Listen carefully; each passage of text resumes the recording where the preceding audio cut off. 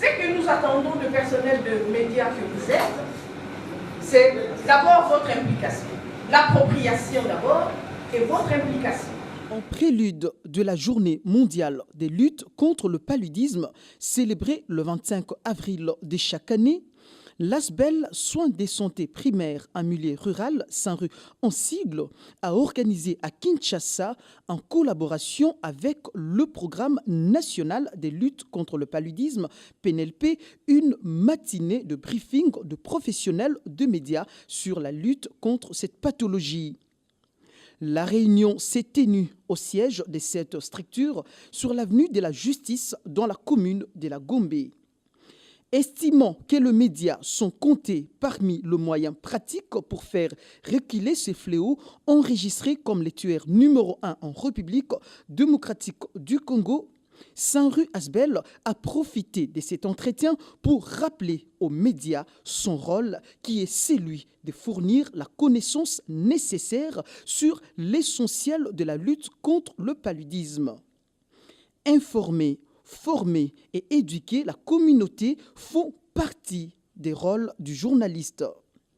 Au cours de cette matinée, Dr Fernandine Panzou, gestionnaire du projet de lutte contre le paludisme au sein de l'ASBEL Saint-Rue, est intervenue pour présenter les différentes interventions de cette association sans but lucratif dans la lutte contre le palu en RDC.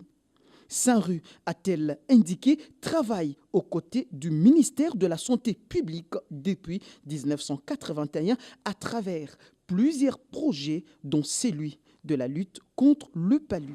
Et au niveau national, je m'engage pour 0 cas de malaria dans mon ménage. Et le rôle que vous avez, c'est d'amener, n'est-ce pas, toutes ces bonnes pratiques à la communauté. Le journaliste doit servir des ponts entre le programme national de lutte contre le paludisme et la communauté avec des messages clés pour impacter leur vie. Parce que l'OMS a publié un rapport le 19 avril dernier par rapport au paludisme. Dans son rapport, l'OMS note 42 000 cas de décès dus au paludisme. Et le même rapport stipule qu'il y a une baisse des cas de paludisme de 21% par rapport à 2015. Est-ce qu'on peut avoir les chiffres du PNLP, parce que vous êtes l'organe habilité en RDC pour parler de cette maladie. Et si on peut avoir ces chiffres par province, si ça sera possible. Pour atteindre 0 cas de paludisme en République démocratique du Congo d'ici 2030, l'implication de médias est incontournable. L'objectif de briefing était de rappeler le personnel de médias. En fait, nous le faisons chaque année. C'est chaque année parce que nous avons la journée mondiale palu qui est le 25. Alors nous prenons tous les mois d'avril de chaque année pour la campagne de sensibilisation. Nous sensibilisons tout le monde, mais nous commençons par le personnel et professionnel de médias parce que nous savons que c'est vraiment les canaux indiqués pour que nous puissions atteindre toute la population. Et nous sommes en train de faire le briefing, nous venons de faire le briefing aux professionnels du média à rappeler le moyen de prévention contre le paludisme, rappeler la prise en charge, comment devait se faire la prise en charge en cas de palu. Parce que comme nous le savons tous, le paludisme c'est une maladie grave, mais facilement évitable.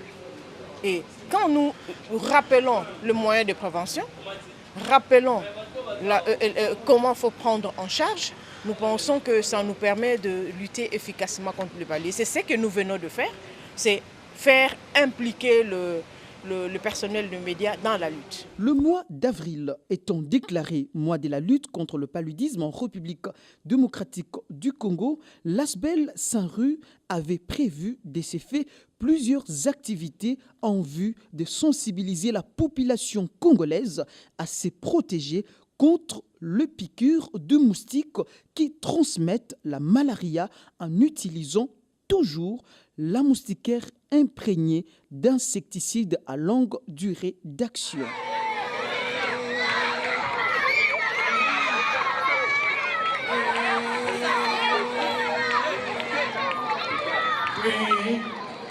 Oui.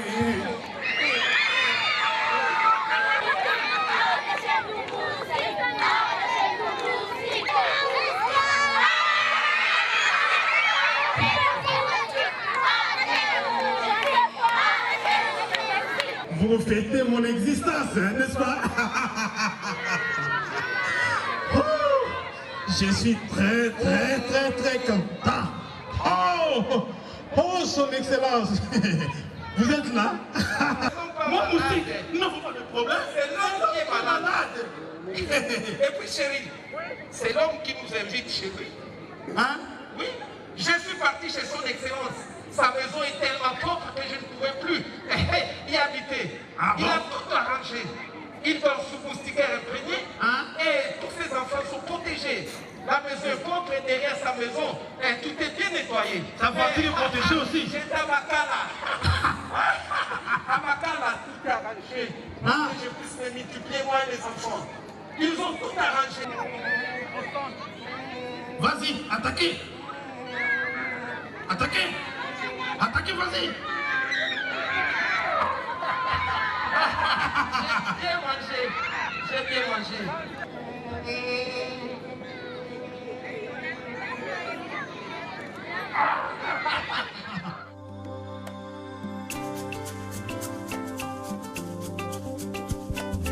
La malaria est là, elle tue. La malaria est là, elle tue. Donnez un traitement approprié à vos enfants pour lutter contre la malaria. C'est notre responsabilité, chers parents, pour lutter contre la malaria. Pour éviter la malaria, nous devons désherber qui rate tout autour de nos maisons. Pour prévenir la malaria, faisons dormir les enfants sous la moustiquaire imprégnée d'insecticides. La malaria cause plusieurs complications chez la femme enceinte. Dès que votre enfant fait la fièvre, donnez-lui le paracétamol pour baisser la fièvre. Et après, amenez-les dans un centre de santé le plus proche, où l'infirmier lui donnera l'artésunate, la modiaquine. La malaria est là, elle tue. La malaria est là, elle tue. Donnez un traitement approprié à vos enfants pour lutter contre la malaria.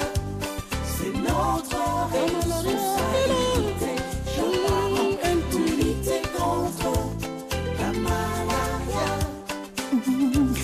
Femme enceinte, pour vous protéger contre la malaria, vous et vos futurs bébés, fréquentez la CPN au moins 4 fois pour y recevoir les TPI. Traitement préventif intermittent. La malaria est là, elle tue. Pour cela, participons activement. La cérémonie commémorative de la Journée mondiale 2017 des luttes contre le paludisme a été présidée au complexe scolaire Lisanga par le ministre congolais de la Santé publique, le Dr Oli Ilunga. En marge du 28e sommet des chefs d'État de l'Union africaine, tenu à Addis Abeba le 30 janvier 2017, l'Alliance des leaders présidents africains a décerné au gouvernement de la République démocratique du Congo un prix spécial, reconnaissant l'efficacité et surtout l'exemplarité de la lutte intense que notre pays mène d'année en année contre le paludisme sous le leadership du président de la République et chef de l'État, son Excellence M. Joseph Kabila Kabange, et avec l'accompagnement de nos différents partenaires. En effet, de manière générale, à l'échelle nationale, notre pays a enregistré une baisse sensible de la morbidité et de la mortalité, et grâce aux activités préventives et curatives qui ont rehaussé la couverture des ménages en moustiquaires imprégnés d'insecticides à longue durée d'action et qui ont généralisé la disponibilité des médicaments efficaces pour la prise en charge des cas du paludisme. Pourtant, et malgré ces résultats aujourd'hui reconnus au-delà de nos frontières, le problème reste entier. Notre pays, notamment en raison de sa géographie, demeure le deuxième pays au monde, le plus affecté par la malaria. Nos efforts doivent donc être poursuivis. C'est pourquoi le gouvernement de la République démocratique du Congo, à travers le ministère de la Santé, s'est engagé à développer une approche matricielle, multisectorielle et multimodale pour éradiquer ce fléau. Par approche matricielle, j'entends le rééquilibrage entre le poids accordé aux programmes verticaux pour renforcer aussi le système de santé dans son ensemble et améliorer les conditions de prise en charge des cas. Outre la surveillance épidémiologique, la recherche fondamentale et la recherche clinique, notamment en participant aux essais cliniques sur les nouvelles molécules et les vaccins, doivent aussi être encouragées et soutenues. L'assainissement de nos lieux de vie et l'amélioration des conditions de vie de la population doit également être un cheval de bataille si nous voulons éradiquer le paludisme à la fin de la décennie qui va commencer. Et sa contribution dans la mise en œuvre du plan national de développement sanitaire sont souvent sous-estimées. Dans un partenariat public-privé bien conçu, le secteur privé peut en effet contribuer à baisser sensiblement la morbidité et la mortalité dues au paludisme en garantissant une meilleure accessibilité géographique et financière des ménages aux interventions de soins. Ainsi, le gouvernement s'est clairement prononcé pour le soutien au secteur privé, en lui octroyant toutes les facilités et expertises dont il a besoin pour la prise en charge correcte des cas. Il s'agit entre autres de résoudre la problématique de la formation continue des prestataires de ce secteur, la disponibilité des médicaments de qualité à un prix abordable, la détaxation des intrants de lutte contre le paludisme. Très chers écoliers, mesdames et messieurs, distingués invités, pour terminer mon propos, permettez-moi de vous rappeler également les recommandations que nous faisons à la population en général pour faire reculer le paludisme et qui ont été si bien illustrées par les sketchs des écoliers et des moustiques géants. Toujours dormir et faire dormir chaque nuit tous les membres de vos ménages respectifs sous les moustiquaires imprégnés d'insecticides. Toujours encourager les femmes enceintes à fréquenter la consultation prénatale pour y recevoir les antipaludiques de prévention recommandés par la politique nationale. Toujours vous assurer que votre environnement reste propre pour qu'il ne serve ni d'abri ni de gîte de reproduction aux moustiques, en drainant les eaux stagnantes autour de nos maisons et leurs environs. Aussitôt, après l'apparition des premiers signes de fièvre, toujours procéder systématiquement aux tests de diagnostic biologique du paludisme avant toute prise des médicaments recommandés par la politique nationale. Que vive la Journée mondiale de lutte contre le paludisme 2017, que vive l'initiative Faire reculer le paludisme, que vive la République démocratique du Congo.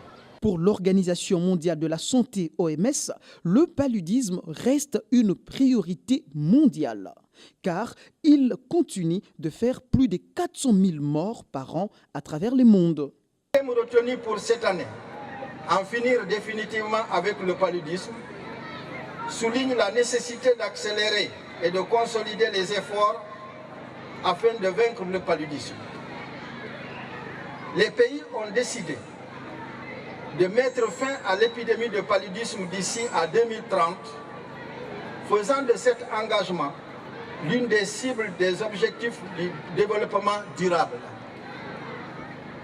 La journée mondiale de lutte contre le paludisme est l'occasion de renouveler l'engagement politique et de continuer à investir en faveur de la prévention du paludisme et de la lutte contre cette maladie. La région africaine a réalisé des progrès importants dans la lutte contre le paludisme. Selon les estimations figurant dans le rapport sur le paludisme dans le monde en 2016, l'incidence des cas de paludisme a diminué de 23% dans la région entre 2010 et 2015 et la moitié liée à ce fléau a baissé de 31%. La région africaine avait aussi évité le plus grand nombre de décès, 94%. Sur les 6,8 millions de cas estimatifs de décès liés au paludisme évités entre 2001 et 2015, près de 6,6 millions concernent les enfants de moins de 5 ans. Cette réalisation traduit la détermination exceptionnelle des individus, des familles et des communautés, ainsi que l'engagement des personnels de santé, des autorités nationales et des partenaires à changer de comportement, à intensifier la prévention qui s'avère d'un bon rapport coût-efficacité et à assurer la prise en charge des patients. Une stratégie essentielle de prévention du paludisme aura été l'intensification de l'utilisation des moustiquaires imprégnés d'insecticides et la pulvérisation intradomiciliaire à l'intérieur des habitations. L'année 2017 annonce l'avènement d'une nouvelle ère dans la prévention et le lancement d'une nouvelle arme contre la maladie mortelle. Associé